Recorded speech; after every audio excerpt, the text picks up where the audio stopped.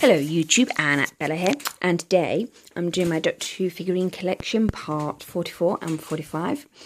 Here are the figures, nicely revolving.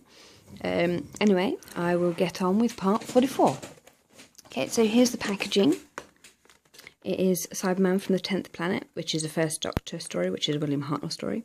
We've got legal garb on the bottom, and we've got Doctor Who logo on the top. And everything, and it withstands hand drumming, as we know. So that's pretty much the box. We've then got the magazine. So here we are, we've got the first Cyberman there, William Hartnell down there, the 8th of October, 1866, the 10th Planet, part 44. Opening the magazine, we've got Your Figurine, A Moment in Time, Cold Comfort, 5 Decades of Doctor Who, 1984, part 1.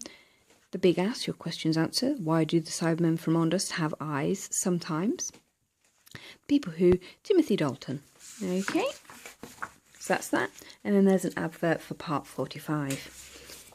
So here we are, just move part 45's figurine down. So here we have all of the Cybermen that I currently have.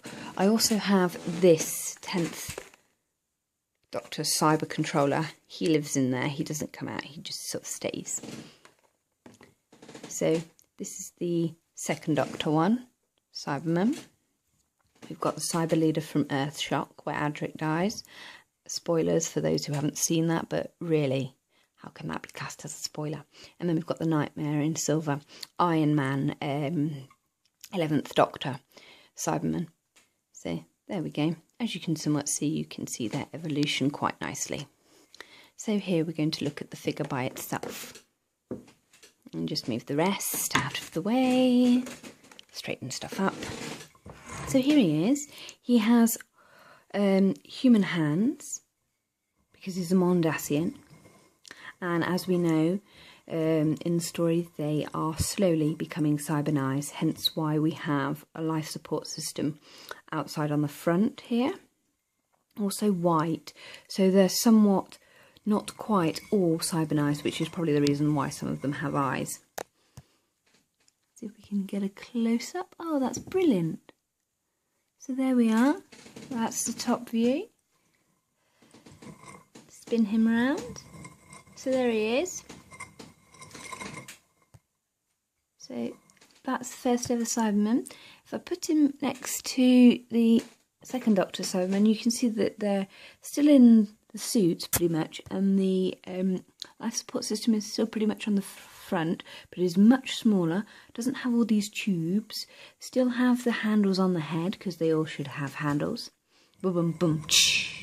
Yeah, for those of you who've seen recent Doctor Who episodes, you'll get the reference. For those of you that haven't, catch up. And then if we put an Earthshock one, you can see vast improvements to the design. So there they are.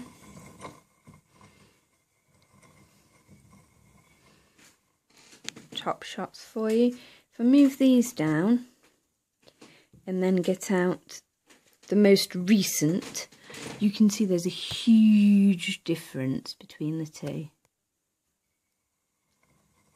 But they still have their handles. But I do like that skeleton at the back. It's awesome. And the bottom, they have the fuzzy felt. So, yeah. So that's that. The heaviest one is obviously the Earthshock one, because it's carrying a gun. This is actually quite light. This one is quite light as well. And this one is second heaviest. So if we put them in order of heaviness, it would be that one.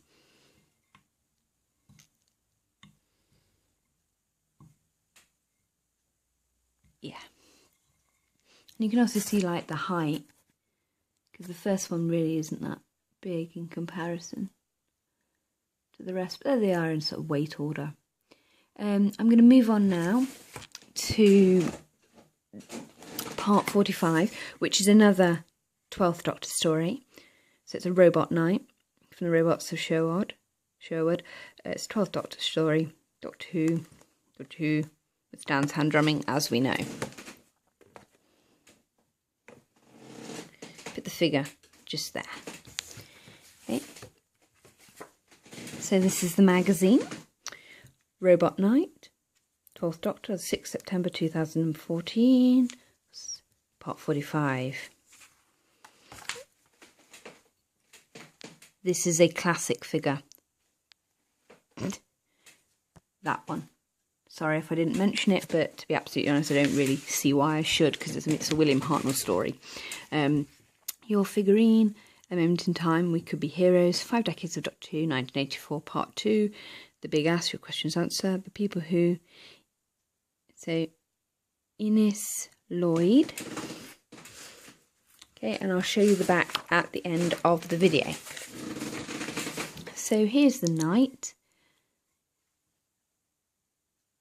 Really nice paint job, really good detail. There. See if we can get in and do a decent close-up. Yay! When technology works.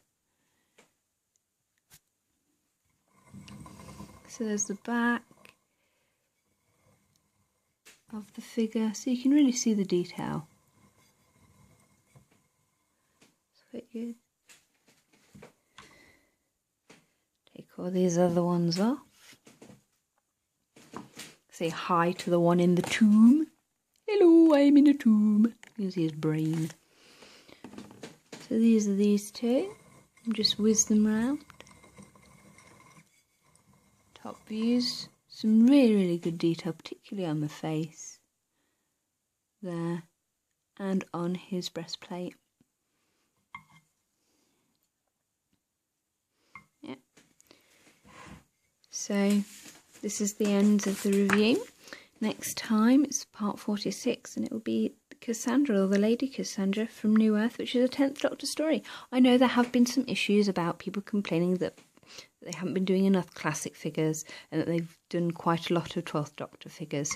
But to be absolutely honest, sometimes you do have to include some new stuff. I know we would like a lot more classic, but at least we're getting it. And we're getting it quite nicely, sort of in between sort of 3 new, 2 classic, 3 new. But you have to understand that New Who's been around since 2005, and we're now in 2015, which makes 10 years of New Who to get through, as well as the vastness of Doctor Who history that we had before New Who. Okay, so that's it. Rant over. There we go. So you guys know what to do. Like, subscribe, comment. Bye!